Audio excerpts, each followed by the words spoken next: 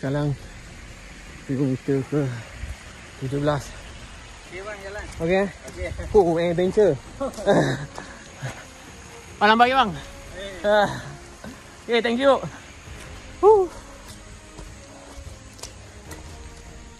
Kilometer ke 17. Memang memang rare lah tempat dia.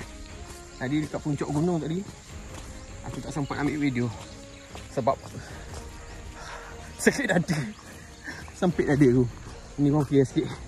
Tak ada orang kat depan. Tak ada orang kat depan dan tak ada orang kat belakang. Okey. Kita sambung lari. Ada lagi 17, 18, 19, 20. 6 kilo lagi. Okay, go.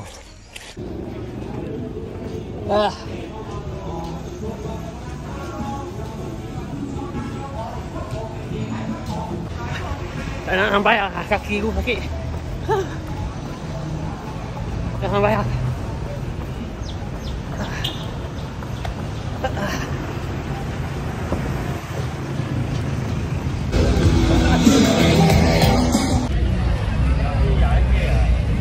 Akhirnya habis juga. Orang nombor 18. Tak boleh lutut aku. Lutut sakit.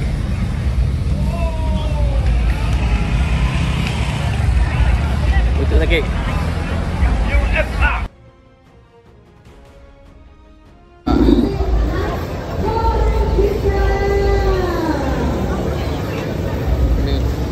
Kena jengking.